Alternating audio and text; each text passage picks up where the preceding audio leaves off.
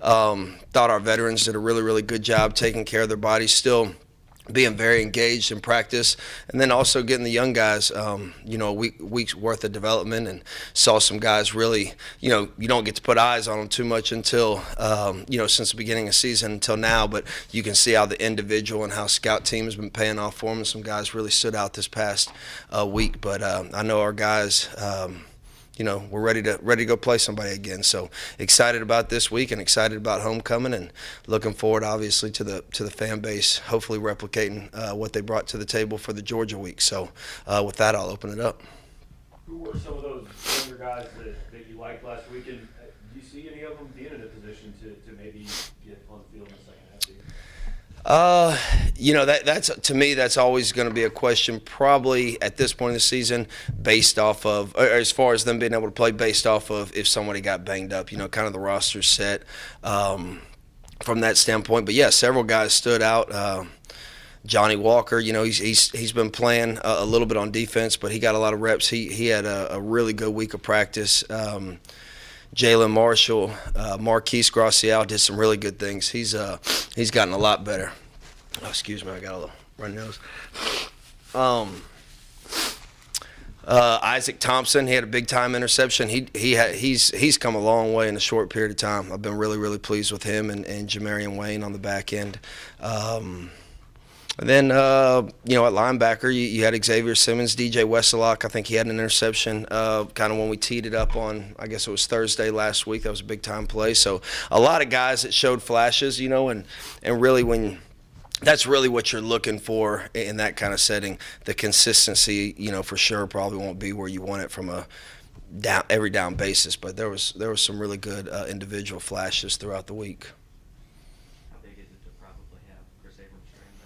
Oh, it's huge. I thought, to rewind the clock, I thought Norwood stepped up and Marcus Clark. I mean, I feel really good about those guys playing as well. But Chris Abrams-Drain, he's a really good player, and anytime you can get a really good player back, it's a big boost. And just from a leadership standpoint as well, I think Chris has done a great job over the course of the season, kind of being a more vocal leader and taking a little more leadership role. So excited about having him back for this game.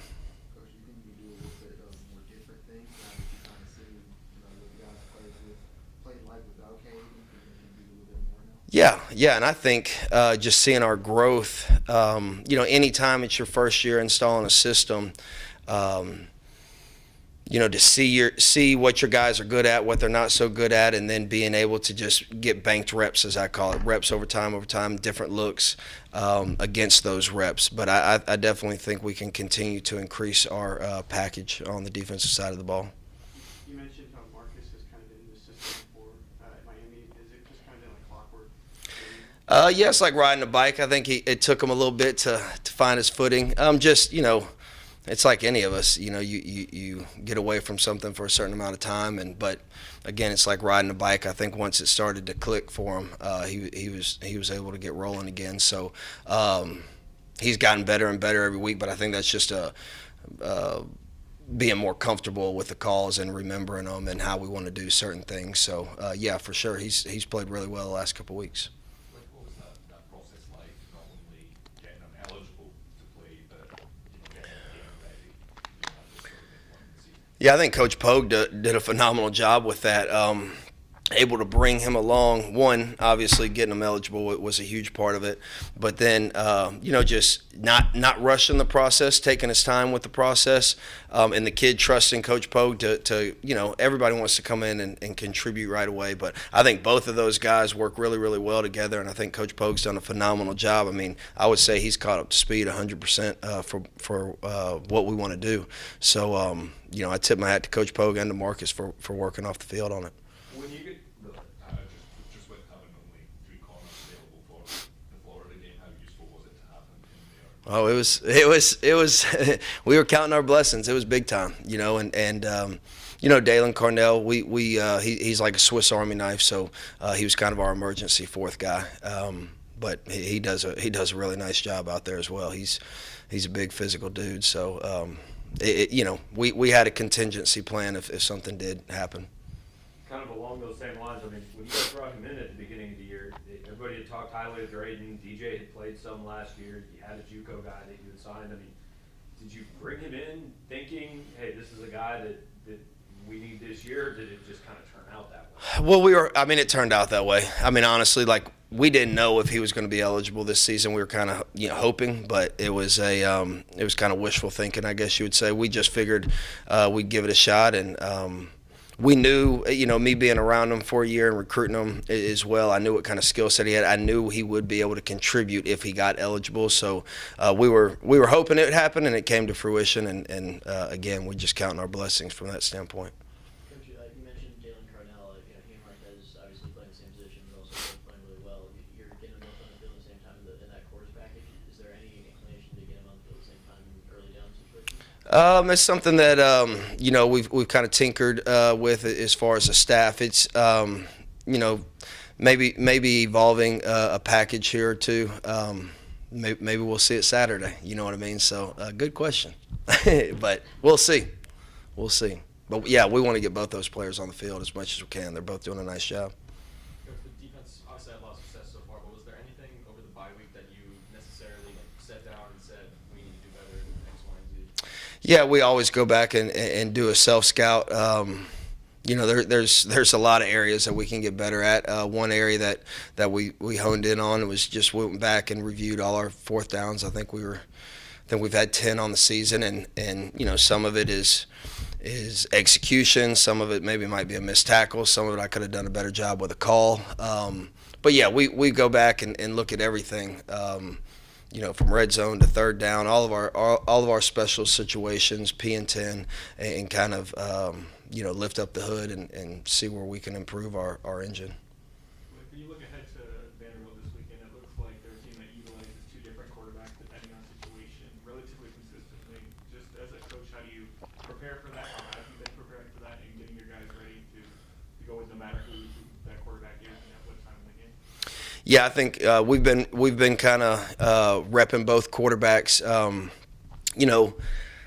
Obviously, their number 5. He started the beginning of the year, and so he can run their base offense. But also, I think watch them the last couple of weeks. I think they've probably gone a little more quarterback run with them. So we've kind of have two different game plans, I guess. Which we've done a good job practicing, thus far. But both those quarterbacks, man, they're really good players. When you look at the freshmen, I think him and Adrian Martinez are like the only two quarterbacks in FBS football that haven't thrown an interception. So. As a freshman, that's really, really impressive. And then number 5, man, he can run. You look at what he did early in the season. Look what he did against, when you pop on the tape against Missouri last year. The guy's dynamic with the ball in his hand. So we got to be on top of our game with both of them. I got a lot of respect for both those guys. Coach, how important is it to get, probably get back your Michael Chad Bailey when calling the defense, especially when you said, like you mentioned, they have two quarterbacks who may be in there doing more RPOs? Yeah, I think Chad, I think just from a leadership standpoint, man, it's from a confidence standpoint for our defense. Again, Damian Wilson did a phenomenal job, especially as a redshirt freshman coming in there. But anytime you have a fifth-year senior that's a captain on the football team and having him back just from, a leadership standpoint, a vocal standpoint, very, very excited to get him back this week. We talked to Eli a little bit about it offensively when they're running the zone read, and he was saying defending that has evolved so much because people are so used to seeing it. Can you talk about what you do and how different it is than maybe 4 years ago against that play, because so many people do it now? Yeah, and I think team offenses keep evolving how they run it, as far as bluffing a defensive end. So the big thing we try to do is try to give quarterbacks multiple looks, so they can't always say always. And I think, going back to triple option football, right, that's kind of how you had to play that too. So we kind of try to change up the looks throughout the game for the quarterback, so he can't get real comfortable on what exactly we're going to do. Like, I think in the SEC games, you've only given up 2 touchdowns in each game. Usually that's good enough to win. Do you have to guard against guys get frustrated that, hey, that hasn't been good enough for this team? A little bit. I think early in the season, I always talk about control the controllables, and what we can control is what we do out on the field. More than anything, the biggest thing that I think we have to continue to get better at on the defense side of the ball is don't press. Like, just do your job. You know what I mean? I think that's not necessarily frustrated on what's happening out on the field when we're not on it, but it's more they feel like sometimes they're pressing to make the big play, and that's when, you know, bad things happen. So that it hadn't been finger pointing or anything like that. It's just been trying to get our guys to play in the moment and just do their job at that moment more than pointing fingers. I think our culture is good. I don't think we have that issue. Anything else for Coach? Like looking again back at Vanderbilt, what kind of threat does Jalen Cameron kind of pose to a defense? What number is he? The freshman receiver, 16. Oh, he's a good player. Him and 14. I mean, they got some good skill. Their running back is a big body that can. I mean, he pounds you. I think he's like 5th in the SEC. But 16, man, he's dynamic. They do a great job getting the ball to him in space. You saw versus Ole Miss, he catches a now screen.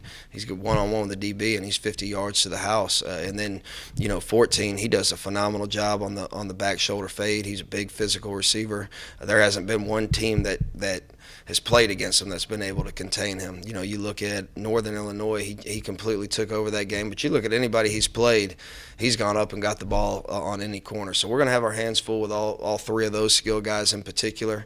But 16 is a dynamic player, and I think their offensive coordinator does a really good job getting the ball to him in space in creative ways. Thanks, Coach. Thank you. I appreciate it. No more shorts, coach? No, man. Not that.